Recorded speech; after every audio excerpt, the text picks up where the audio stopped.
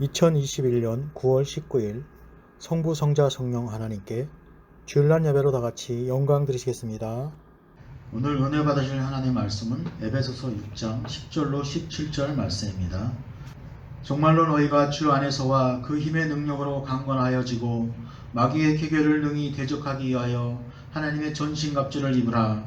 우리의 씨름은 혈과 육에 대한 것이 아니요 정사와 권세와 이 어둠의 세상 주관자들과 하늘에 있는 악의 영들에게 대함이라. 그러므로 하나님의 전신갑주를 취하라. 이는 악한 날에 너희가 능히 대적하고 모든 일을 행한 후에 서기 위함이라. 그런즉 서서 진리로 너희 허리띠를 띠고 의의 흉배를 붙이고 평안의 복음에 예비한 것으로 신을 신고 모든 것 위에 믿음의 방패를 가지고 이로써 능히 악한 자의 모든 화전을 소멸하고 구원의 투구와 성령의 검 곧 하나님의 말씀을 가지라. 아멘. 담임 목사님 나오셔서 영적으로 무장된 군사라는 말씀을 선포하실 때 많은 은혜 받으시기 바랍니다. 기도하겠습니다. 지극히 높은 곳에서는 하나님께 영광이요 땅에서는 기뻐하심을 입은 사람들 중에 평화로다. 오늘도 하나님의 은혜 가운데 거룩한 주일을 지키게 하시고 저희들의 몸과 마음을 산제사로 드릴 수 있도록 인도해 주시니 주님 감사합니다. 사랑의 주님, 한 주간도 하나님의 말씀 가운데 살아간다고 함에도 불구하고 말씀의 테두리를 벗어나서 세상과 더불어 살아온 적이 너무나 많았음을 이 시간 고백합니다.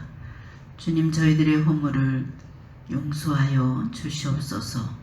저희들 항상 영적으로 깨어있게 하시고 하나님께서 환경으로 말씀하시는 그 말씀의 소리를 들을 수 있도록 주님 인도하여 주시고 항상 바른 길 갈 수 있도록 주님 함께하여 주시옵소서.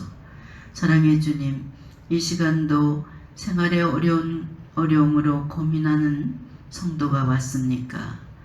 주님께 드리는 산제사를 통해서 주님의 은혜로 해결받는 영육의 복을 받는 귀한 시간으로 인도하여 주시옵소서. 아버지 하나님, 이제 추석 명절이 다가왔습니다. 이 명절을 통해서 아직도 예수를 모르는 형제와 부모 또 자녀들 이제 영적으로 하나가 되는 그런 명절이 되게 주님 도와주시고 아버지, 그들이 예수 안에서 참 기쁨과 평안을 누릴 수 있는 그런 기회가 될 수 있도록 주님 도와주시옵소서.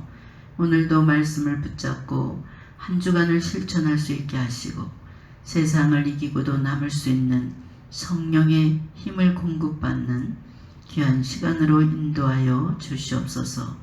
감사드리며 우리 주 예수님의 이름으로 기도했습니다. 아멘. 할렐루야. 오늘 말씀은 영적으로 무장된 군사라는 말씀으로 은혜를 나누겠습니다. 여러분, 마귀는 어떤 모습을 하고 여러분에게 다가옵니까? 보통 사람들은 마귀 하면 아주 흉측하고 아주 날카로운 이빨을 드러내면서 이런 무서운 모습으로 다가오겠지, 이렇게 마귀를 그렇게 상상하는 분들이 많습니다. 마귀는 절대 그렇지 않습니다. 아주 가까운 사람처럼 다정한 모습으로 친절하고 상냥하게 다가오는 것이 마귀의 실체입니다. 항상 마귀는 가장 친근하고 다정한 모습으로 우리를 유혹합니다. 그래서 마귀는 변장술의 천재라 이렇게 말할 수 있습니다. 탈무드에 이런 경고가 쓰여져 있습니다. 죄는 처음에는 거미줄처럼 가늘다가 그러다 마지막에는 이제 배를 묶을 수 있는 밧줄처럼 강하게 된다, 이런 말이 있습니다. 마귀의 공격 방법도 이와 같습니다. 마귀는 무장되지 않는 틈을 타서 아주 재빠르게 침투합니다. 침투에 성공하게 되면 마귀는 거미줄을 쳐서 이제 먹이가 걸리는 것처럼 기다립니다. 어떤 사람은 이성의 문제로, 어떤 사람은 또 진로의 문제로, 여러 가지 탐욕의 문제로, 여러 가지 문제로 덫을 쳐놓고 있습니다. 그리고 일단 걸려들기만 하면 마지막에는 배를 묶을 수 있는 굵은 밧줄로 꽁꽁 묶어서 움직이지 못하도록 강하게 결박하는 그런 능력이 있습니다. 우리는 최초의 인간 아담과 하와의 타락 사건을 통해서 인류 역사에 처음 들어온 마귀라는 놈을 만날 수가 있습니다. 마귀가 하와에게 어떤 모습으로 나타났습니까? 아주 다정하고 친절한 말을 건넵니다. 탐욕한 말로 선악과를 따먹도록 유혹을 합니다. 마귀가 따서 강제로 먹였습니까? 아닙니다. 하와가 스스로 따먹게 만듭니다. 우리가 마귀의 능력을 똑바로 볼 줄 알아야 됩니다. 결국 아담과 하와는 영적으로 무장을 제대로 하지 못해서 마귀에게 처절하게 이제 완패를 당하는 모습을 볼 수 있습니다. 여러분, 죄를 지을 때 마귀가 떠다 밀어서 마귀가 손에 집어주어서 죄를 짓습니까? 안 그렇습니다. 여러분 스스로가 죄를 짓게 마귀는 만듭니다. 마지막 아담이신 예수님께서 이제 예수님께도 사탄이 찾아왔어요. 세례를 받으신 후에 광야에서 40일 동안 금식 기도를 할 때 사탄이 무려 3번이나 찾아왔습니다. 그리고 예수님께 유혹을 합니다. 마귀는 굶주린 배를 채울 수 있는 방법을 제시했습니다. 또 인기를 단번에 얻을 수 있는 방법을 제시했습니다. 그리고 부귀 영화를 누릴 수 있게 해주겠다고 유혹을 합니다. 그러나 예수님께서는 마귀의 영적 전투에서 완전히 승리를 거두셨습니다. 왜냐하면 주님은 영적으로 완전 무장한 상태였기 때문에 마귀의 그 어떤 유혹에도 절대로 넘어가지 않았습니다. 아담과 예수님의 시험을 통해서 우리는 마귀를 이길 수 있는 유일한 방법을 발견할 수가 있습니다. 그것은 오직 영적으로 무장을 완벽하게 하는 것입니다. 오늘 예배소서 6장 11절에 보면 이기는 삶, 승리의 삶을 살기 위해서 우리에게 하나님께서 전신갑주를 입으라. 하나님의 전신갑주를 입으라. 이렇게 권면합니다.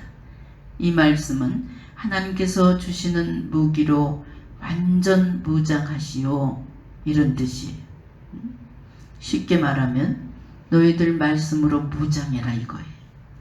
그렇다면 승리의 삶을 살기 위해서 우리는 어떤 무기로 완전 무장을 해야 됩니까? 오늘 사도 바울은 고대 세계의 군사들이 완전 무장한 모습을 예로 들어서 5가지 방법으로 우리에게 교훈해주고 있습니다.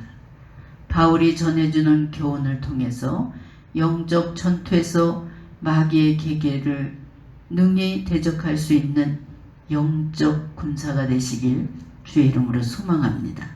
또한 완벽한 영적 무장을 통해서 영혼이 잘된 같이 범사가 잘되고 강건케 되는 은혜가 바로 여러분에게 임하시길 주의 이름으로 축원합니다. 첫 번째로 영적 군사는 진리의 허리띠로 무장을 해야 돼요. 사도 바울은 첫 번째 영적 무장으로 서서 진리로 너희 허리띠를 띠라 14절에 권면하고 있습니다. 인간은 동물과 구별할 수 있는 외형상 차이가 바로 허리에 있습니다. 동물은 다 허리가 굽어서 기어다니지만 우리 인간은 허리를 쭉 펴고 곧게 서서 다닐 수가 있습니다. 이런 차이로 인해서 인간은 동물에게 없는 디스크가 인간에겐 걸리게 되어 있습니다. 디스크에 걸리면 어떻게 됩니까? 힘을 쓰지 못합니다. 엉거주춤해서 걷게 돼요. 잘 움직일 수도 없습니다. 심한 경우에를 보면 평생을 누워서 지내는 사람도 있습니다. 올림픽에 출전한 역도 선수들을 보면 허리를 다치면 꼼짝없이 패배하고 당하는 것을 볼 수 있어요. 그래서 역도 선수들을 보면 커다란 허리띠를 메고 경기장에 들어갑니다. 그래야지만 더욱 강한 힘을 쓸 수 있고 바른 자세를 유지하면서 승리할 수 있기 때문입니다. 그러므로 인간에게 있어서 허리는 신체의 균형과 힘을 지탱해 줄 수 있는 기둥과 같은 역할을 하는 것이 허리입니다. 그래서 동서금고를 막론하고 전투를 하는 모든 군사들도 허리띠를 착용하는 것을 볼 수 있습니다. 실제로 허리띠를 맨 경우에 보면 매지 않는 사람과 맨 사람이 그 힘의 차이가 엄청나게 차이가 난다고 합니다. 여기에서 우리는 영적인 교훈을 얻을 수가 있습니다. 진리의 허리띠를 메고 있는 사람은 마귀를 대적하는 강한 힘을 발휘할 수 있고 또 바른 삶을 살 수 있다는 교훈을 얻을 수가 있습니다. 거짓과 허물에 사는 사람, 불의와 위선과 더불어 사는 사람, 진리의 허리띠를 절대로 맬 수가 없다는 것입니다. 마귀는 어두운 모습이 탄로가 날까봐 두렵기 때문에 자기를 늘 감추려고 합니다. 아담과 하와를 보세요. 하나님께 죄를 짓게 되자 그들은 동산 숲속에 숨어서 누가 볼까봐 숨어 있었습니다. 자기들이 만든 옷으로 몸을 감추었습니다. 바로 그런 행동이 위선과 거짓과 죄가 탄로나는 것을 두려워하는 타락된 인간의 자연적인 그런 모습입니다. 바로 아담과 하와가 만든 옷은 자기들의 그 수치는 가릴 수 있었지만 그 만든 옷으로 인해서 하나님과 관계가 다 막혀 아무것도 할 수 없는 그런 상태가 된다는 것은 전혀 그들이 생각지도 못했습니다. 여러분, 진리와 더불어 사는 사람은 어떤 환경 속에서도 자신이 꺼리낌 없이 자신을 다 드러낼 수가 있습니다. 그래서 요한복음 8장 32절에서 진리를 알지니 진리가 너희를 자유케 하리라 이렇게 선포합니다. 진리로 허리띠를 맨 사람은 자신의 삶을 모든 속박으로부터 자유케 할 수 있음을 예수님께서 말씀해 주고 계십니다. 그렇기 때문에 영적인 군사가 되려면 먼저 진리의 허리띠를 맬 수 있는 사람이 되어야 됩니다. 마귀의 속박으로부터 죄의 속박으로부터 자유하지 못한 자는 영적 군사로 합당치 못합니다. 그렇다면 진리는 무엇입니까? 요한복음에 나와 있습니다. 내가 곧 길이요 진리요 생명이라. 요한복음 14장 6절에 말씀하고 있습니다. 그렇습니다. 예수님만이 우리의 참 진리가 되신다는 거예요. 예수님의 마음을 품고 예수님과 더불어 살아가는 사람만이 진리의 허리띠를 맨 사람들입니다. 그래서 사도 바울은 빌립보 교인들에게 너희는 이 마음을 품으라 곧 그리스도 예수의 마음이니 라고 또 권면합니다. 성도 여러분, 예수님의 인격과 생애와 말씀이 우리의 인격이 되고 삶이 되어야 영적으로 무장한 강한 용사가 될 수 있음을 믿으시기 바랍니다. 그러므로 여러분들 모두가 진리의 허리띠를 띠는 것은 믿음의 선한 싸움에서 승리할 수 있는 완전 무장한 첫걸음이 될 수 있다는 것을 여러분 믿으시고 이 시간 진리의 허리띠를 굳게 맬 수 있는 여러분 되시길 주의 이름으로 축원합니다. 영적인 군사는 또한 의의 흉배를 가지고 무장을 해야 됩니다. 사도 바울은 두 번째로 영적 무장하는 방법을 가르쳐 줬는데 의의 흉배를 붙이라 14절에 권면합니다. 우리가 영화를 보면 새나 또 구리 같은 것을 그런 금속으로 만든 경첩을 가죽끈을 이렇게 엮어서 묶어가지고 가슴에 매달고 다니는 병사들을 우리가 가끔 보게 됩니다. 이것이 바로 로마 병사들의 전쟁터에 나갈 때 반드시 붙이고 다녔던 흉배입니다. 흉배는 적의 화살이나 칼, 창 이런 것으로부터 생명을 보호하는 그런 기능을 하는 그런 흉배입니다. 그래서 군인들이 전쟁터에 나갈 때 반드시 흉배를 가슴에 붙이고 나가야만 했습니다. 마치 오늘날 방탄조끼와 같은 그런 역할을 하는 것이 흉배입니다. 그렇다면 사도 바울이 말하고 있는 의의 흉배는 생명과 관계가 있는 것이라 이렇게 우리가 단정을 지을 수 있습니다. 여기에서 말하는 의는 칭의, 개념이 아닙니다. 여기에서 말하는 의는 도덕적 완전함, 곧 정의를 말하는 것입니다. 따라서 정의의 흉배를 붙이라는 말씀은 우리의 심령 속에 항상 정의의 피가 뜨겁게 흐르게 해라 이런 뜻입니다. 정의의 피가 흐르는 사람은 마귀가 쉽게 공격하지 못해요. 접근도 할 수 없어요. 정의의 피가 심장으로부터 빠져나와 온몸 구석구석까지 흘러야 삶이 건강하고 깨끗하게 된다는 것입니다. 고대 로마 군인들의 흉배는 계급에 따라 조금씩 크기가 달랐다고 합니다. 지위가 높으면 높을수록 흉배의 크기가 더 크고 더 단단했던 것을 우리가 알 수가 있습니다. 우린 여기에서 영적 교훈과 사회적 교훈을 동시에 발견할 수 있습니다. 먼저 우리가 얻을 수 있는 교훈은 정의가 클수록 영적 흉배도 더 크고 단단하기 때문에 이제 마귀가 쉽게 공격하지 못한다는 것입니다. 따라서 더 크고 단단한 정의의 흉배를 붙이고 그 붙이고 있는 사람은 항상 떳떳하게 가슴을 쫙 펼치고 다닐 수가 있다는 거예요.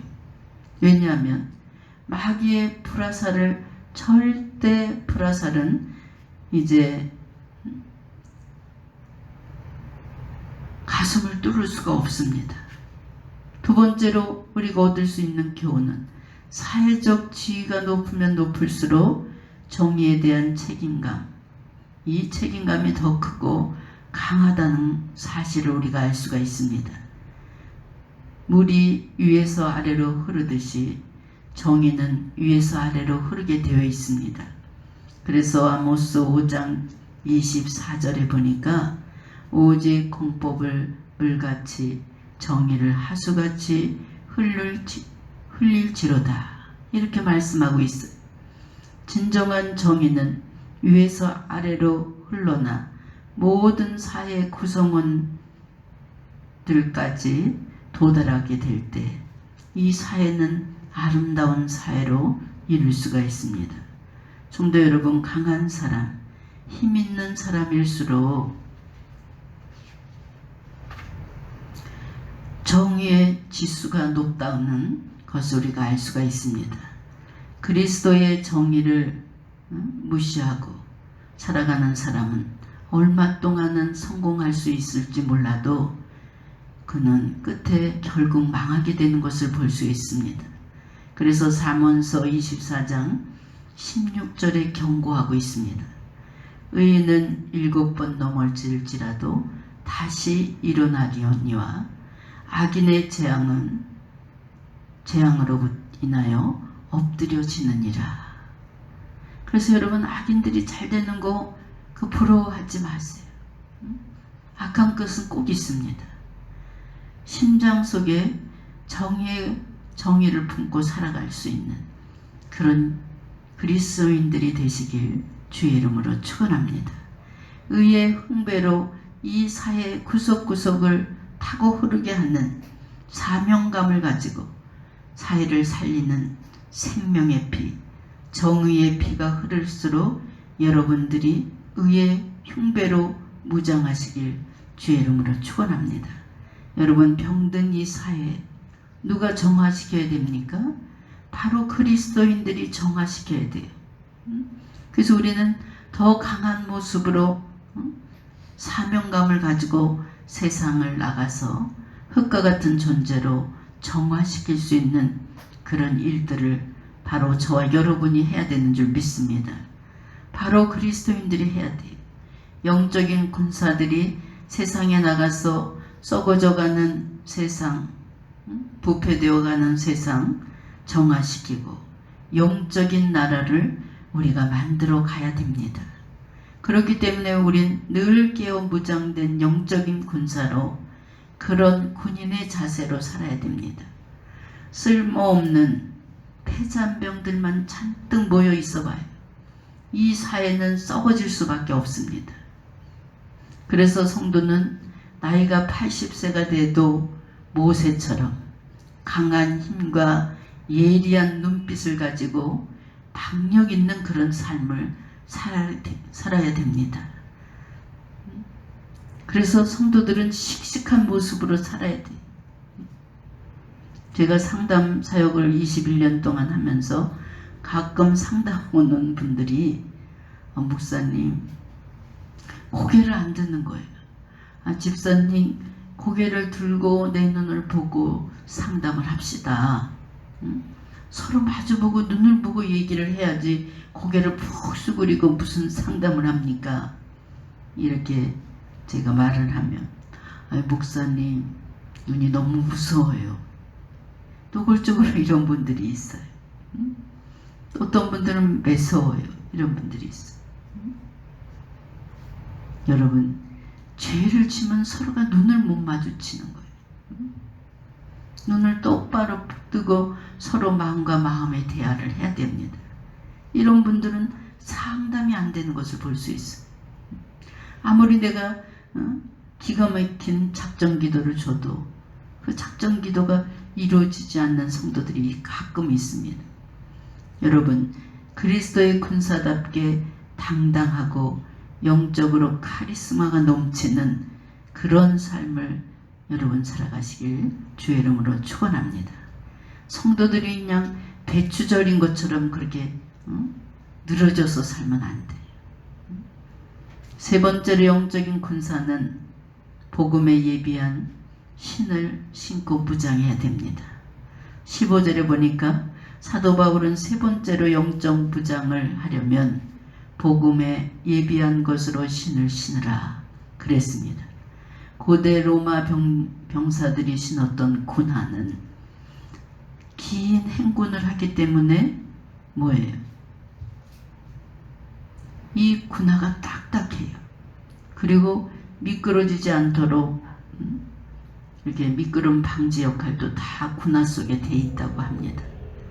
축구 선수가 군화를 신고 축구를 해보세요. 그 100% 져요. 축구 선수는 축구화를 신어야 돼요. 군인은 군화를 신어야 돼요.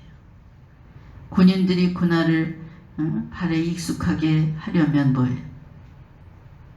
행군을 할 때 처음에 군화를 신다가 이 사회에서 운동화만 신다가 군대 들어가서 군화를 신으면 행군을 하고 나면 발이 다 까이고 물집도 생기고 이렇게 발이 막 아파서 잠을 못 자고 이럴 그런 과정을 다 겪어야 됩니다. 그래서 군화가 발과 하나가 되게 그렇게 되기까지는 대단한 인내심과 노력이 필요합니다. 여러분, 복음에 예비한 신을 신은 군화보다도 엄청 무겁고 더 딱딱합니다. 그리고 아주 불편합니다. 그렇지만 거기에다 발을 맞추는 훈련이 필요하다는 거예요. 출애굽기 3장에 보면 모세가 호렙산에 하나님의 소명을 받고 이제 따라가는 그런 내용이 나옵니다. 그때 하나님은 모세야, 이곳은 거룩한 곳이니 내 신을 벗으라, 이렇게 하나님께서 명령을 하십니다. 모세는 신을 벗고 하나님 앞에 나갑니다. 그리고 하나님이 예비한 새로운 신을 신는 것을 볼 수 있습니다. 그것은 출애굽이라는 아주 무겁고 딱딱한 신발을 신게 됩니다. 모세는 그 신발이 너무 무겁고 힘들 것이라는 생각에 계속해서 거부를 합니다. 그러나 결국 모세는 과거의 더러운 신을 다 벗어버리고 자신의 발에 복음에 예비한 신을 맞춰서 신는 훈련을 하는 것을 볼 수가 있습니다. 성도 여러분, 하나님이 우리에게 주시는 복음에 예비한 신을 승리를 향한 선물이라는 사실을 확인하시고 확신하시고 여러분도 복음의 신을 신을 수 있는 믿음이 되시길 주의 이름으로 축원합니다. 우리가 이 신발을 신어야지만 믿음의 선한 싸움에서 승리할 수 있고 앞으로 전진할 수 있습니다. 아무리 어려운 가시밭길이라도 복음의 신을 신은 사람은 가시밭길도 딛고 건너갈 수 있습니다. 충분히 이겨낼 수 있습니다. 여러분, 모세가 과거의 더러운 신을 벗어 던지고 하나님이 예비하신 복음의 신을 신었듯이 여러분도 하나님이 원하시는 복음에 예비한 그런 신발을 신을 수 있는 여러분이 되시길 주의 이름으로 축원합니다. 네 번째로 사도 바울은 모든 것 위에 믿음의 방패를 가지고 믿음의 방패를 가지라 16절에 권면합니다. 요즘에 우스갯소리에 얼굴이 방패다, 이런 말이 있습니다.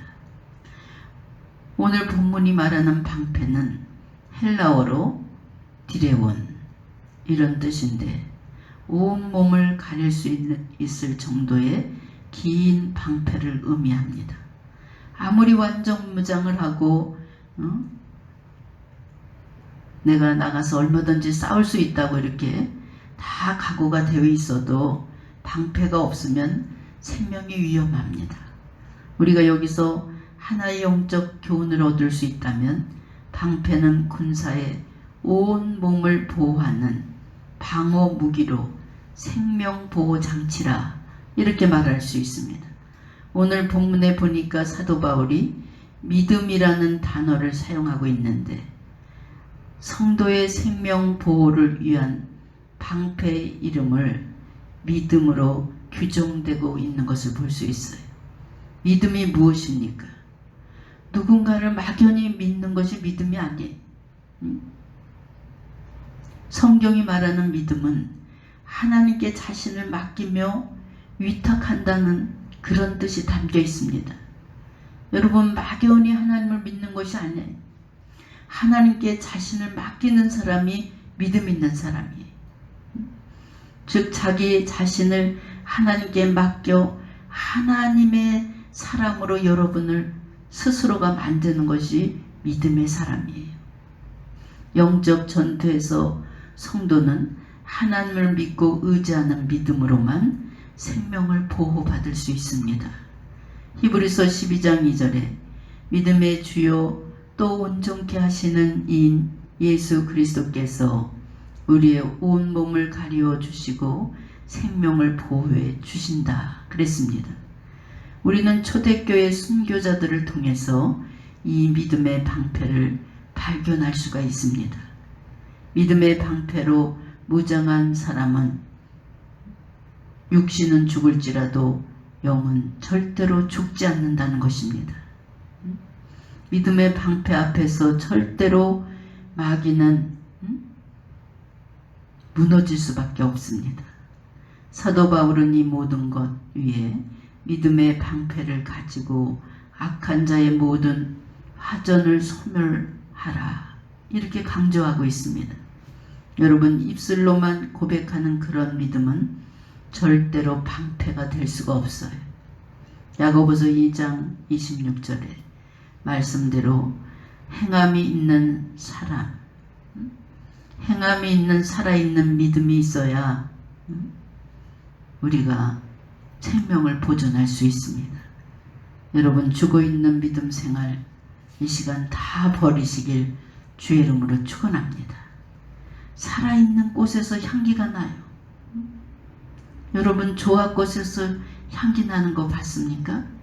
살아있는 꽃에서, 살아있는 백합에서 나는 몇 송이의 향기가 성전을 가득 채우는 것을 우리가 느낄 수 있습니다.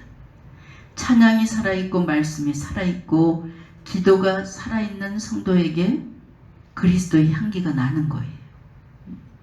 이 모든 게 다 죽어있는 사람에게 어떻게 저 사람 예수 믿는 사람 같다 이런 소리를 들을 수 있겠습니까? 믿음의 방패로 무장한 사람이 바로 하나님의 사람인 줄 믿으시기 바랍니다. 여러분, 하나님께서 주신 믿음으로 무엇이든지 우리는 할 수 있습니다. 저희 교회가 귀신 들린 사람들이 수없이 왔습니다. 어떤 사람은 아주 센 마귀가 오고 어떤 사람은 아주 또 약한 마귀가 오고 갖가지 귀신 들린 사람들이 너무 많이 왔어요. 그런데 하나님을 신뢰하는 믿음이 없다면 그 귀신 들려 난리를 치는 사람을 어떻게 우리가 접근을 할 수 있겠습니까? 다윗이 골리앗에게 갈 때 믿음으로 나갔듯이 믿음으로 예수님의 이름으로 선포하면 우리는 그 어떤 태산 같은 문제도 다 무너뜨릴 수가 있고 악한 귀신도 다 쫓아낼 수 있습니다. 예전에 정신병원에 8년 동안 있던 분이 있어요. 정말 여름에도 겨울 오반을 입고 쓰레기통을 뒤지는 그런 아주 정신이 완전히 나간 그런 사람이 있었습니다. 근데 정신병원에 8년 동안 있으니까 뭐예요? 병원비가 감당이 안 되는 거예요. 그래서 집으로 데리고 나왔어요. 제가 처음에 개척해서 전도사 시절 때예요. 근데 그 하곡동이라는 그곳에서 그 남편을 고쳐보려고 매일매일 하루도 안 빠지고 정확하게 10시면 우리 성전 문 앞에 와 있었습니다. 남편을 어떻게 작전 기도를 통해서 고쳐보려고. 그래서 저도 그 성도를 붙잡고 이제 예수 믿은 지 6개월밖에 안 돼요. 영적인 얘기를 해도 못 알아들어요. 그 성도를 붙잡고 하나님께 맡기고 작전 기도를 들어갔습니다. 20일 작전 기도 20일 만에 추석이 다가왔어요. 너무 제가 매일매일 오는데 감동받아서 자매님, 제가 요번 추석 때는 자매님의 집에 꼭 신방을 가겠습니다. 이렇게 선포를 했어요. 그런데 하곡동 교회 우리 성도님들이 오면서 그 집 얘기를 하는 거예요. 아니 목사님, 운동선수였던 남자 목사님이 예배를 드리다가 그 집에서 예배를 드리다가 성경책을 놔두고 도망갔대요. 그 사람이 얼마나 귀신 들린 사람이 힘이 센지. 근데 그 전도사님은 조망만 한데 그냥 4층에서 던져버릴 수 있대요. 그러니까 저도 인간인지라 슬슬 겁이 나는 거예요. 4층에서 전도사님을 휙 던져버린 그런 힘 있는 남자예요. 그래서 밤마다 기도하면서 점점 이렇게 추석날이 가까워졌어요.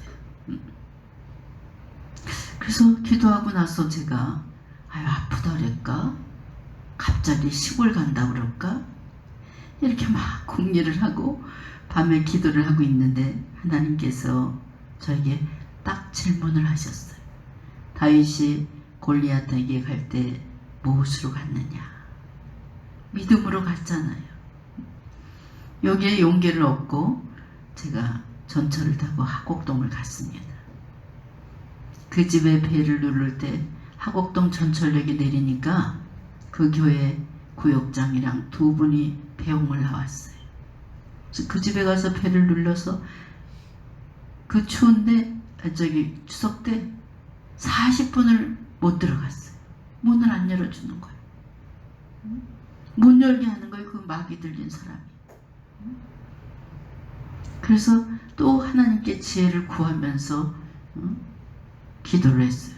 그래서 다시 한번 조용하게 있다가 배를 딱 누르고 누구세요? 이렇게 하면 야쿠르트요 이렇게 얘기했어요. 그랬더니 야쿠르트 배달을 온 줄 알고 문을 열어줬어요. 그래서 얼른 그냥 후닥닥 들어갔어요. 또 이 귀신 들린 사람이 방에서 거실까지 나오는데 30-40분 또 걸렸어요. 손을 비비고 몸을 꼬고 안절부절해서 못 나오는 거예요. 40분 만에 방에서 나왔어요. 거실로. 그래서 우리 예배를 드립시다. 그랬더니 또 막 반발을 하고 발작을 하는 거예요. 안 드린다고. 근데 여러분, 이 귀신 들린 사람이 화장실을 못 가게 해요. 가족을. 그러니까 신문지를 깔고 변을 보고 그걸 비닐이 봉지에 묶어서 버리고 이러다 보니 집에서 얼마나 냄새가 나요. 그리고 이분은 8년 동안 씻지도 않아. 아주 이 웃을 때 보니까 그냥 이를 수저로 긁어도 그냥 한 수저 나올 정도. 그래서 간신히 예배를 드릴 때, 예배 드릴 때 찬송할 때 벌떡 일어나서 한번 발작을 했어요. 그리고 예배를 다 드린 다음에 손을 잡고 기도하라는 그런 하나님의 메시지가 있어서 제가 가서 그 김언니 씨 손을 이렇게 잡으려고 딱 잡았는데 그 구역 식구들이 등 뒤에서 내 옷을 막 잡아다니는 거예요. 이 집에서 예배 드린 거 기적이라고. 전도사님, 이거는 큰 오산입니다. 큰일 납니다. 기도할 때 그냥 난동이 납니다. 그래도 그렇거나 말거나 그냥 손을 꼭 붙잡고 기도했어요. 근데 귀신 역사하는 사람들의 특징이 있어요. 다 시체 손이에요. 체온을 느낄 수가 없어요. 싸늘해요. 그래서 막 붙잡고 기도하는데 하나님이 저에게 담대함을 주시려고 굵은 바닷가에 진짜 배를 묶는 그런 밧줄로 그 사람, 그런 망으로 그 사람을 탁 씌워놓은 모습을 보여주셨어요.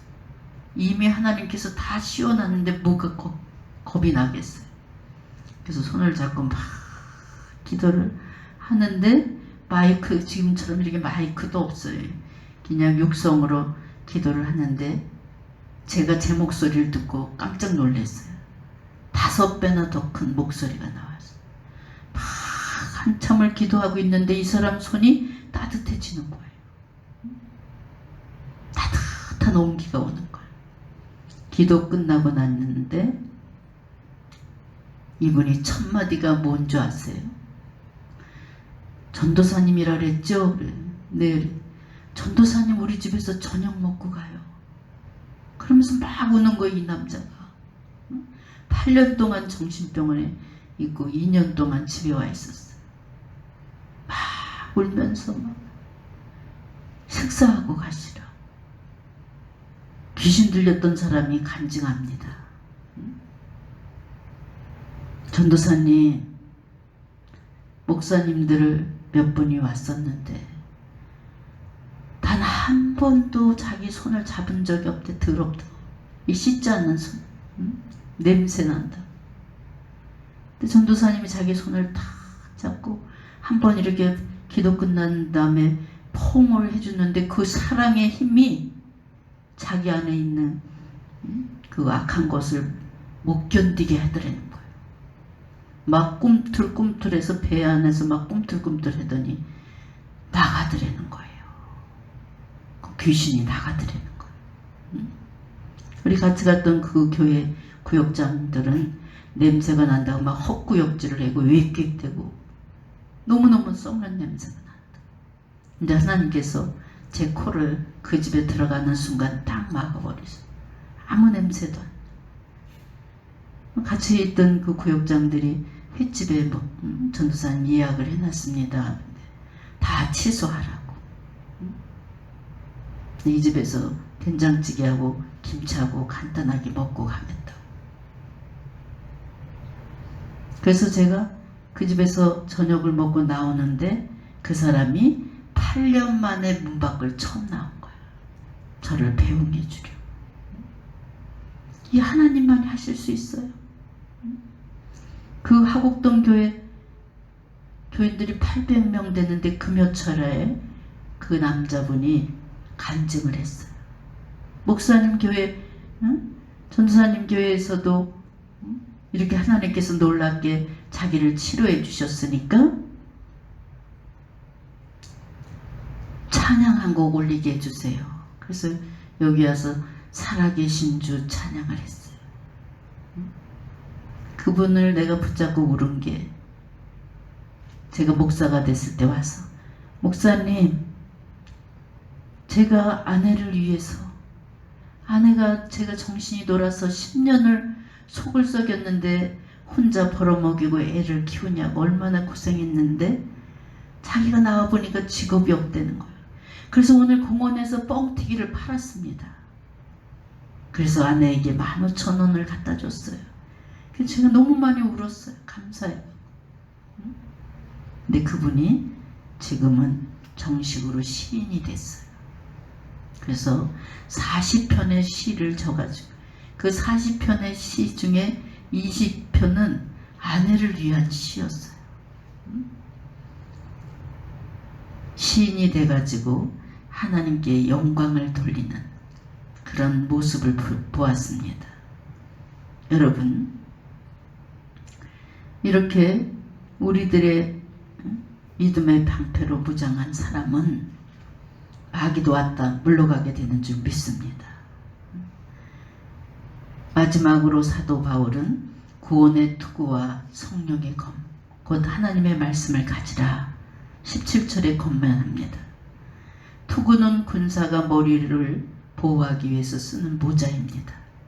무시무시한 총탄이 쏟아져 나오고 칼을 휘둘러도 머리를 보호하기 위한 그런 매우 중요한 방어 무기입니다.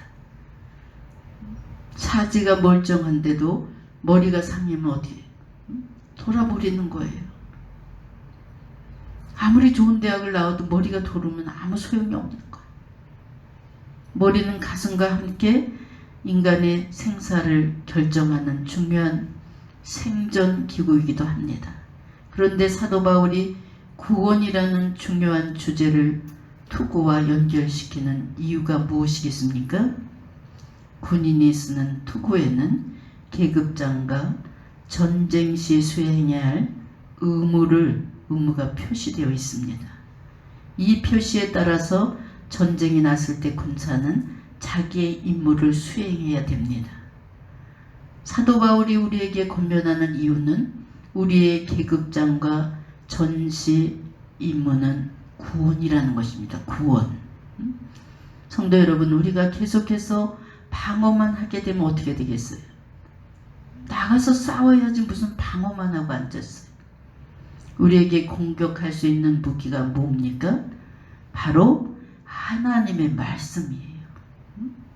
살아있고 운동력이 있어 좌우의 날쌘 검, 그 어떤 검보다 예리한 하나님의 말씀의 검으로 마귀를 물리쳐라 이거예요.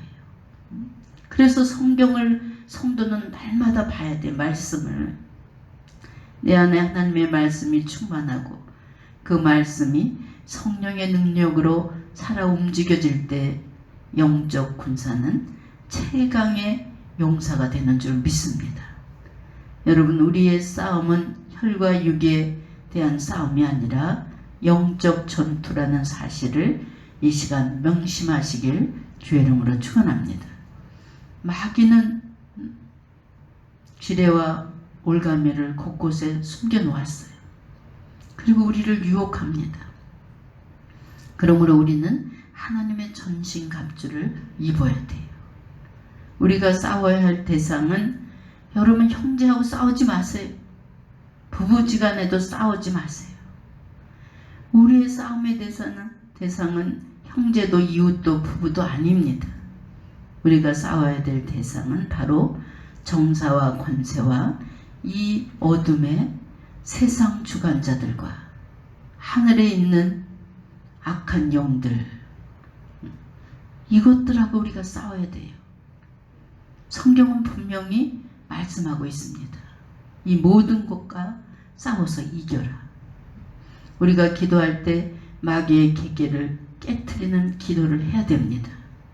그리고 하나님의 전신갑주에 조금이라도 이상이 생겼다면 우리의 영적 전투는 빨간불이 켜져 있음을 우리가 명심해야 돼요. 영적 전투에서 승리할 때 우리의 삶의 모든 문제는 다 해결되는 줄 믿으시기 바랍니다. 이제 추석 때가 됐어요. 여러분, 추석 때는 마귀들도 대목이에요. 그래서 아무 일도 아닌 것에 형제간에 그냥 막 시기 질투하게 하고 싸움이 일어나게 하고 교통사고가 막 일어나게 하고, 마귀도 대목이에요. 이럴 때 여러분, 음식 준비하고 막 이런 것도 중요하지만 영적으로 우린 무장하고 추석 명절을 맞이해야 되는 줄 믿습니다. 이번 명절은 정말 하나님의 전신갑주를 입고 아직도 예수를 모르는 내 형제 부모에게 복음 전하는 기회로 삼으시길 주님의 이름으로 축원합니다. 그래서 하나님께 영광 돌려드릴 수 있는 귀한 추석 명절이 되시길 주의 이름으로 축원합니다. 기도하겠습니다. 사랑의 하나님, 오늘 말씀을 통해서 다시 한번 영적으로 무장시켜 주시니 주님 감사합니다. 항상 진리의 허리띠를 띠고 의의 흉배로 무장하고 복음에 예비한 신을 신고 믿음의 방패로 구원의 투구와 성령의 검으로 날마다 승리할 수 있는 영적 군사로 우뚝 세워 주시옵소서. 감사드리며 우리 주 예수님의 이름으로 기도했습니다. 아멘.